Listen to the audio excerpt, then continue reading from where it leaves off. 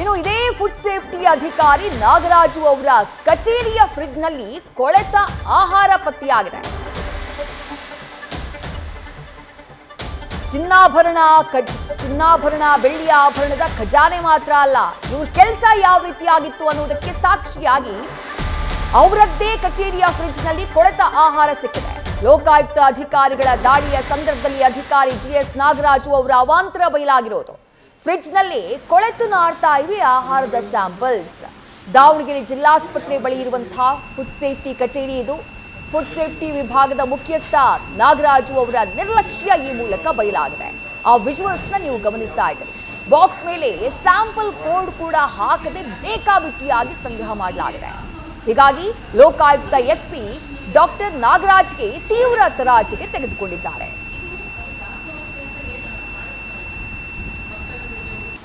Food safety ಅಧಿಕಾರಿ ನಾಗರಾಜು ಅವರ ಕಚೇರಿಯಲ್ಲಿ ಆ ಫ್ರಿಡ್ಜ್ಗಳನ್ನ ಓಪನ್ ಮಾಡಿದಾಗ ಕಂಡಿದ್ದೇನು, ಅಲ್ಲೆಂಥ ಕರಾಳತೆ ಅವಾಂತರ ಬಯಲಾಯಿತು ಅನ್ನೋದ್ರ ಬಗ್ಗೆ ನಮ್ಮ ಪ್ರತಿನಿಧಿ ಮಹದೇವ್ ಗ್ರೌಂಡ್ ರಿಪೋರ್ಟ್ ಕೊಟ್ಟಿದ್ದಾರೆ. ನೋಡೋಣ ಬನ್ನಿ.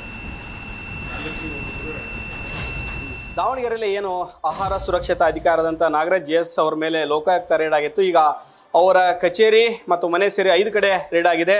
ಈಗ ನಾವು ಅವರ ಕಚೇರಿಯಲ್ಲಿ ಇದ್ದೇವೆ. ಕೆಲವೊಂದಿಷ್ಟು ಶಾಂಪಲ್ಗಳನ್ನು ಅವರು ತೆಗೆದುಕೊಂಡು ಬಂದಿದ್ರು ಅಧಿಕಾರಿಗಳು.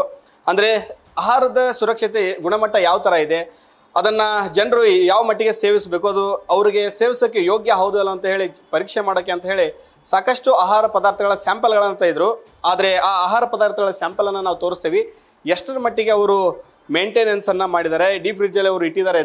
ಇದಕ್ಕೆ ಒಂದು ಕೋಡ್ಗಳನ್ನು ಹಾಕಿ ಯಾವ್ದ್ಯಾವುದು ಯಾವ ಥರ ವರ್ಕ್ ಆಗುತ್ತೆ, ಇದರಲ್ಲಿ ಯಾವುದು ರೀತಿ ಕೆಮಿಕಲ್ಗಳನ್ನು ಬಳಸಲಾಗಿದೆ, ಇದು ಜನರಿಗೆ ಸೇವಿಸೋಕೆ ಯೋಗ್ಯನಾ ಹೌದಾ ಅಲ್ವಾ ಅಂತ ಹೇಳಿ ಪರೀಕ್ಷೆ ಮಾಡಬೇಕಾಗಿತ್ತು. ಇವರು ಆಹಾರ ಸುರಕ್ಷಾ ಅಧಿಕಾರಿಗಳು ಬಸವರಾಜ್ ಜಿಎಸ್. ಇವ್ರ ಕಚೇರಿನೇ ಸುರಕ್ಷಿತವಾಗಿಲ್ಲ. ಈ ರೀತಿಯಾದಂಥ ಆಹಾರ ಪದಾರ್ಥಗಳು ಕೊಳೆತು ಹೋಗಿರುವಂಥ ದೃಶ್ಯವನ್ನು ನೀವು ನೋಡ್ತಾ ಇರ್ಬೋದು. ಯಾವ ಥರ ಆಗಿದೆ, ಎಲ್ಲ ಸ್ಯಾಂಪಲ್ಗಳನ್ನು ಬೇರೆ ಬೇರೆ ಹೋಟೆಲ್ಲು ಮತ್ತು ಜಾತ್ರೆ ಅಲ್ಲಿಗಳಿಂದ ತೊಗೊಂಬಂದು ಇವನ್ಗಳನ್ನು ಇಲ್ಲೇ ಸಂಗ್ರಹಿಸಿ ಇಟ್ಟಿದ್ದಾರೆ. ಇವುಗಳಿಗೆ ಯಾವುದೇ ರೀತಿಯಾದಂಥ ಕೋಡ್ಗಳನ್ನು ಹಾಕಿ ಇದು ಆಹಾರ ಪದಾರ್ಥ ಇದನ್ನು ಎಷ್ಟು ಯೋಗ್ಯ ಇದೆ, ಇದು ಸೇವಿಸ್ಬೋದಾ ಇಲ್ವಾ ಜನರು ಅನ್ನೋದನ್ನು ಪರೀಕ್ಷೆ ಮಾಡೋಕ್ಕೆ ಅಂತ ಹೇಳಿ ಇಟ್ಕೊಂಡಿದ್ದಾರೆ. ಅವರ ಕಚೇರಿಯಲ್ಲೇ ಕೂಡ ಆಹಾರ ಸಂಪೂರ್ಣವಾಗಿ ಕೊಳೆತು ಹೋಗಿದೆ. ನೀವು ನೋಡ್ತಿರ್ಬೋದು 2 ಕಡೆ ಡೀಪ್ ಫ್ರಿಡ್ಜ್ ಇದೆ. ಇದನ್ನು ಇಟ್ಕೊಂಡು ಅವನ್ನ ಸಂಗ್ರಹ ಮಾಡಿದ್ದಾರೆ. ಸ್ಯಾಂಪಲ್ಗಳು ಅಲ್ಲೇ ಕೊಳ್ತಾಗಿದೆ. ಈ ಪ್ಯಾಕೆಟ್ಗಳನ್ನು ಕೂಡ ನೀವು ನೋಡ್ತಿರ್ಬೋದು ಯಾವ ರೀತಿ ಇದೆ ಅಂತ ಹೇಳಿ. ಇದನ್ನು ಕೈಯಲ್ಲಿ ಮುಟ್ಟೋದು ಎಷ್ಟು ಯೋಗ್ಯನೋ ನಮಗೂ ಭಯ ಆಗ್ತಾಯಿದೆ ನೋಡಿ. ಜಾಸ್ತಿ ಆ ರೀತಿಯಾದಂಥ ಗುಣಮಟ್ಟವನ್ನು ಅವರು ಕಾಪಾಡಿಕೊಂಡಿದ್ದಾರೆ. ಇವರು ಆಹಾರ ಸುರಕ್ಷತಾ ಅಧಿಕಾರಿ ನಾಗರಾಜ್ ಏನು ಸುರಕ್ಷತೆಯನ್ನು ನೋಡಿದ್ದಾರೆ. ಅವ್ರ ಕಚೇರಿಯಲ್ಲೇ ಈ ರೀತಿಯಾದಂಥ ಸುರಕ್ಷತೆ ಇಲ್ಲ ಅಂತಂತಂದರೆ ಇನ್ನು ನಗರದ ಸುರಕ್ಷತೆ ಯಾವ ರೀತಿಯಾಗಿ ಕಾಪಾಡ್ಕೊಳ್ತಾರೆ. ಇನ್ನಾದರೂ ಅಧಿಕಾರಿಗಳು ಇಂಥವುಗಳನ್ನು ಎಷ್ಟರ ಮಟ್ಟಿಗೆ ಕೆಲಸ ಮಾಡ್ತಾ ಇದ್ರು ಅನ್ನೋದು ಗೊತ್ತಾಗಿದೆ. ಮತ್ತು ಇದೇ ವಿಚಾರಕ್ಕಾಗಿಯೇ ಖಾಸಗಿ ದೂರು ಬಂದ ಮೇಲೆ ಲೋಕಾಯುಕ್ತ ಅಧಿಕಾರಿಗಳು ರೇಡ್ ಮಾಡೋದ್ರಲ್ಲೂ ಯಾವುದೇ ಸಂಶಯ ಇಲ್ಲ. ಅಂದರೆ ಅವರು ಇಂಥ ಕೆಲಸವನ್ನು ಮಾಡಿದ್ದಾರೆ ಅಂತ ಹೇಳಿ ಮೇಲ್ನೋಟಕ್ಕೆ ಗೊತ್ತಾಗ್ತಾ ಇದೆ. ಈಗಾಗಲೇ ಸಾಕಷ್ಟು ಹಣ ಮತ್ತು ಆಭರಣ ಕೂಡ ಅವರ ಮನೆಯಲ್ಲಿ ಪತ್ತೆ ಆಗಿರೋದ್ರಿಂದ ಅಧಿಕಾರಿಗಳು ಕೂಡ ಸಾಕಷ್ಟು ಕಡೆ ಇನ್ನೂ ತೀವ್ರವಾದಂಥ ಶೋಧವನ್ನು ನಡೆಸ್ತಾನೆ ಇದ್ದಾರೆ. ಇನ್ನೂ ಕೆಲ ಹೊತ್ತು ಈ ಶೋಧ ಕಾರ್ಯ ಮುಂದುವರಿಯುತ್ತೆ. ಅವರು ತಪ್ಪಿತಸ್ತ್ರ ಹೌದಾ ಅಲ್ವಾ ಅಂತ ಹೇಳಿ ಇನ್ನು ಮೇಲೆ ತನಿಖೆ ಮೇಲೆ ಗೊತ್ತಾಗುತ್ತೆ.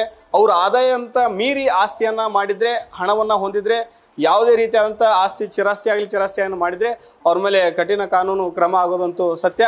ಇನ್ನಾದರೂ ಅಧಿಕಾರಿಗಳು ಜನರ ಸೇವೆಯನ್ನು ಮಾಡಬೇಕು. ಜನರ ಆಹಾರ ಸುರಕ್ಷತೆಯನ್ನು ಸಾಕಷ್ಟು ಹೋಟೆಲ್ಗಳು ದಾವಣಗೆರೆಯಲ್ಲಿದೆ. ನಗರಾದ್ಯಂತ ಒಂದು ಏರಿಯಾದಲ್ಲಿ 20ರಿಂದ 30ಕ್ಕೂ ಅಧಿಕ ಹೋಟೆಲ್ಗಳು ತಲೆ ಎತ್ತಿವೆ. ಇನ್ನಾದರೂ ಆಹಾರ ಗುಣಮಟ್ಟವನ್ನು ಪರೀಕ್ಷೆ ಮಾಡಿ ಜನರಿಗೆ ಯೋಗ್ಯ ಆಹಾರವನ್ನು ಸೇವಿಸುವ ರೀತಿಯಲ್ಲಿ ನೋಡ್ಕೊಳ್ಬೇಕು. ಈ ರೀತಿ ಆದರೆ ಜನರ ಗತಿಯನ್ನು ಅನ್ನೋದು ಕೂಡ ಭಯ ಕೂಡ ಆಗುತ್ತೆ.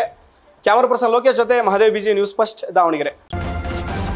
ನ್ಯೂಸ್ ಫಸ್ಟ್ ನಿರ್ಭೀತಿಯಿಂದ ನಿಮ್ಮ ಪರವಾಗಿ.